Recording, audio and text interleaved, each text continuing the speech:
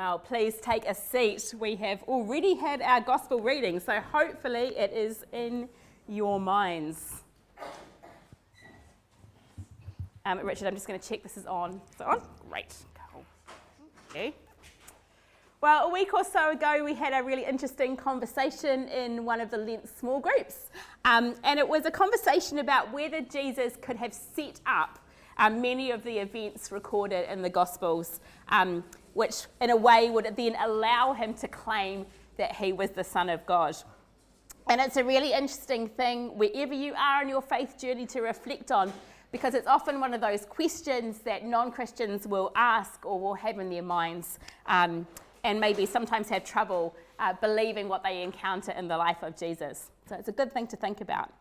But Palm Sunday for me, or the story in the gospel today, is one of those ones that has that kind of feel of stage management about it. And for some reason, often I have found that story difficult, one of those stories that feels like something that is set up.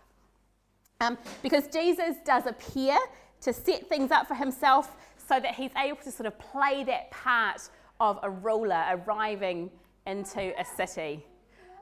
Does he miraculously know that there's a donkey waiting in the village, an unridden young donkey waiting for him? Or has he, in theatre terms, has he had a prop manager source a donkey, and there is backstage crew now tasked with getting the poor old donkey in place, ready to go? And Jesus even gives them a script of what to say if they're challenged. The master needs it. And in doing so, he appears to know he's fulfilling those prophetic words from Zechariah. Rejoice greatly, daughter Zion. Shout, daughter Jerusalem. Your king is coming to you, righteous and victorious, lowly and riding on a donkey, on a colt, the foal of a donkey. So I reckon you could argue that Jesus maybe is taking advantage of a city which is full already of an audience there for the holiest week of the Jewish calendar, for Passover. And it's full of an audience of thousands of people ready to hear his point of view. He's deliberately leaving from the Mount of Olives as well as where the prophecies predicted the Messiah would come from, down into Jerusalem. So I reckon he is stage managing, but I'm not sure that it is as dishonest as sometimes I used to think it was, because Jesus' purposes here are so good, and they're so sure, and they're so true, which I hope we'll see as we go on. But first, I'm going to make you chat to each other. I'm sorry, you will cope. I wonder if you can remember the best concert or the best show or the best sporting event maybe that you've ever been to. Okay, so have a think about that first, and then I want you to ask your neighbour about that show, asking them two questions. What was it about that event that made it so amazing, and how did it feel to be in the crowd? All right, go for your life. Talk to your neighbour. All right. Oh, what's the best show you've ever been to, Christopher? Can you think of any shows? Or maybe...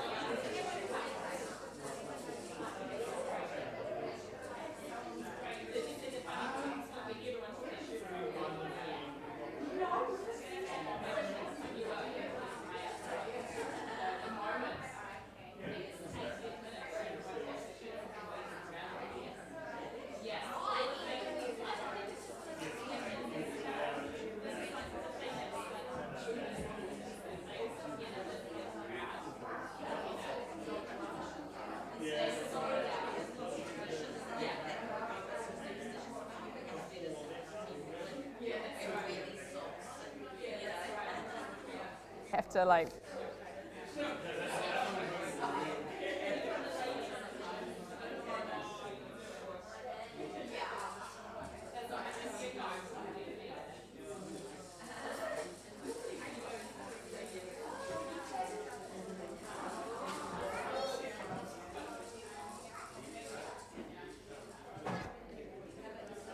Does anyone want to share? Sorry, let's just round up our conversations when you're ready.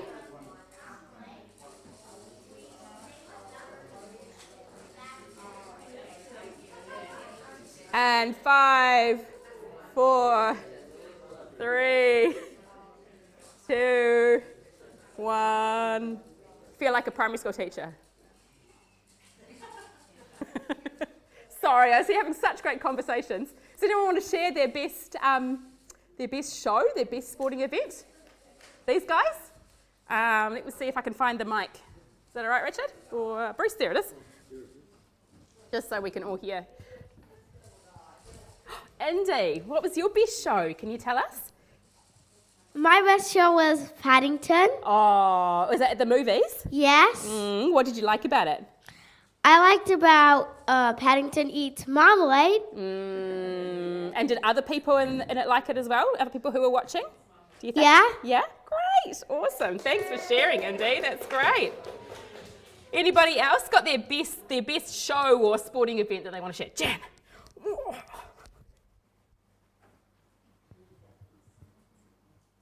I don't want to think about how long ago this was, but I went to, just moved to Wellington to go to university, and I went to Dire Straits at Athletic Park, and it was packed, and then we walked back from Athletic Park all the way back to the University Hall on the terrace, and just walking down Adelaide Road, because we were in this huge mass of people, we didn't notice how far it was to walk. Yes.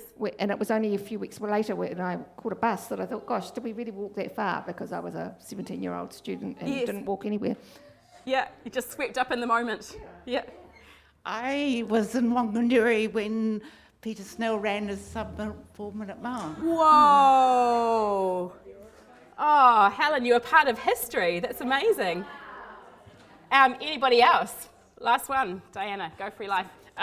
Years ago, I was given a free ticket to Coldplay up in Auckland, and I was very grateful for this free ticket, but it was in the back row of the entire stadium, and I thought, that's fine, it's free, and I get to see Coldplay, and it was amazing, it was wonderful, and all these balls dropped from the ceiling, but about 2/3 of the way through the show, they disappeared from the stage, and then suddenly you saw them running all the way down the back of by the side of the stadium, and they popped up on a little pop-up stage about 5 rows in front of me.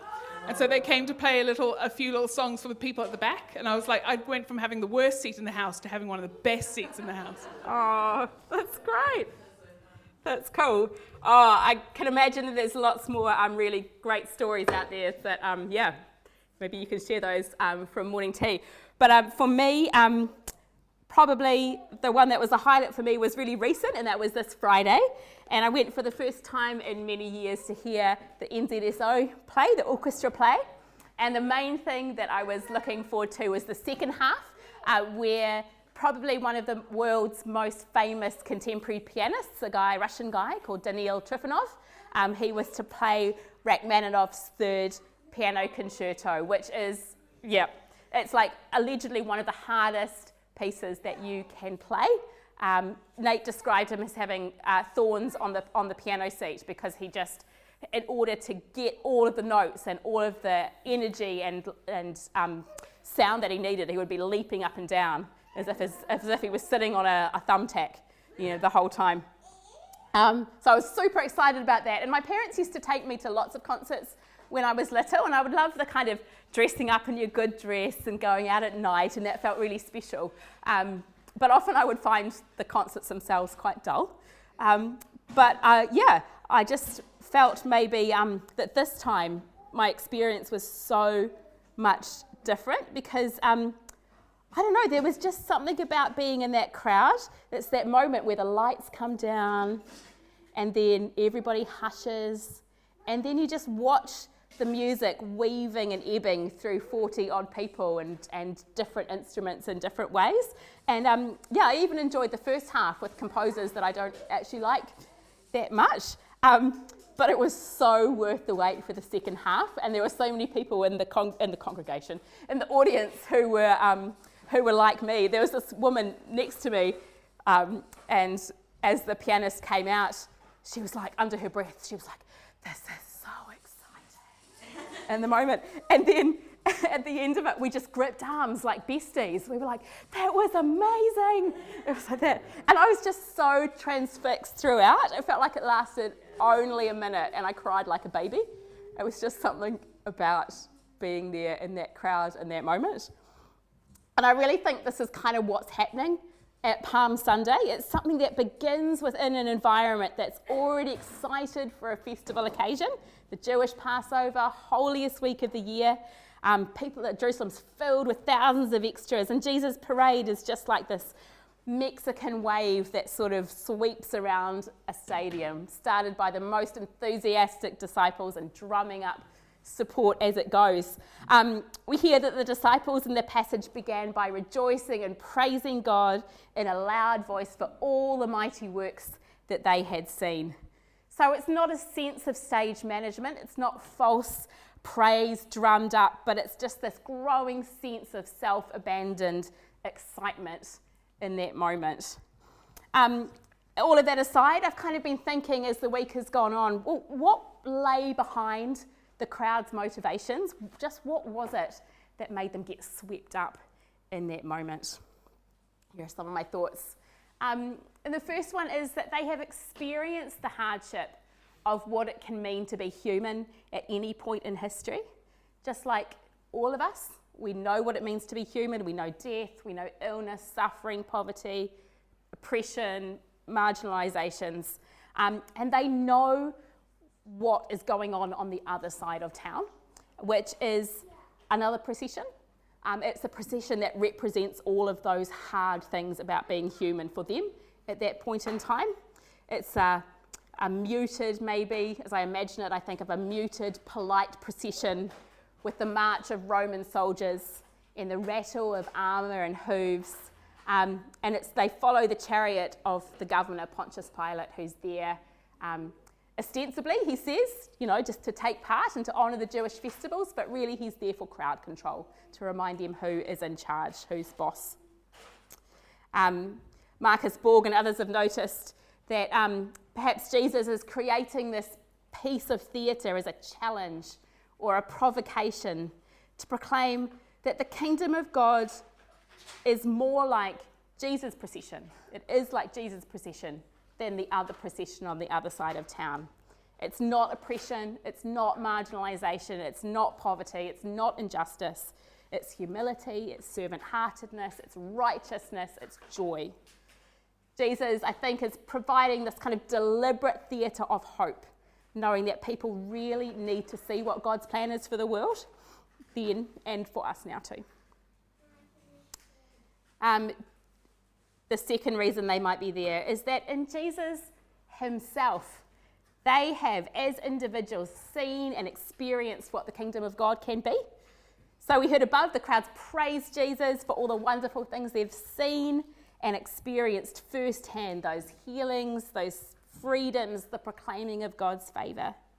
In John's version of the story, we hear that the people are mainly there initially because they're people who have seen Lazarus being raised from the dead. They've seen death itself being reversed. So this parade is their collective yes to God at work. One commentator writes of the uncommon courage of common folk who have experienced a presence so powerful and a message so compelling and a love so complete that they transgress the boundaries of religious and civil acceptability. So I don't think this crowd are ignorant. I think they know that what they're doing is dangerous, but they are swept up in the moment. At the end of this passage, or later on in the same chapter, Luke goes to say Jesus is there, he's swept out the temple, and he's there every day teaching in the temple where the people are spellbound, a bit like Diana in front of Coldplay. The other reason the people are there swept up is that they have faith in what has been promised. They can remember those messianic prophecies. In that Zechariah passage about the king who comes, we don't always hear the next verse, which is about what this promised king will do. Here it is. He will cut off the chariot from Ephraim and the war horse from Jerusalem, and the battle bow shall be cut off, and he shall command peace to the nations. So this ruler is promised to be a king of peace, and those in the crowd are swept up in the hope. Is this the moment that they have been waiting for? From this end of the story, we know it is, but it's not in the way that they will expect or they'll come to see over the next week. And finally, those crowds get swept up just because they are human. And I think we've heard already that it's really hard not to get caught up in any crowd. You know, time passes in a blink of an eye and you've walked from the terrace to the Basin Reserve, you know, without realising it. So, yeah, just when that crowd starts cheering in any crowd, you know how easy it is just to get swept up in it all. And I think that's why Jesus responds to the Pharisees, that he just can't rein his people in. That joy and that excitement is so compelling that even if the people were silent, the very stones would cry out. And because they're human, that's why eventually, as we know, come Friday, they will be joining the other crowd, just as I suspect we would too. They, like us, will so deeply need the grace and the mercy of Jesus, who both accepts our praise and forgives our betrayal. But that's the story for later in the week. So to finish today, you'll have noticed that there is a crowd pre-prepared on the walls of church. Hopefully you noticed when you came in. And as a member of this current crowd, I want you to have a think about these 3 questions, your motivations. How have you experienced the hardship of being human? How have you experienced what the kingdom of God is like? How do you have faith in God's promises? Or what are the promises of God that you need to rehear? So those are the first things just to think about in your head.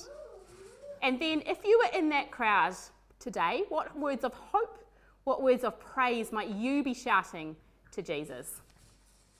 What words of hope and what words of praise might you be shouting to Jesus? If you don't love writing, you can you can draw your words of praise. But I just encourage you, you're going to get a card like this. And pens will come round, write your words nice and big and bold. You are part of the crowd and you are shouting your words of praise to Jesus. And then come and grab a piece of blue tack as well and find a place for your words of praise to go on the crowd.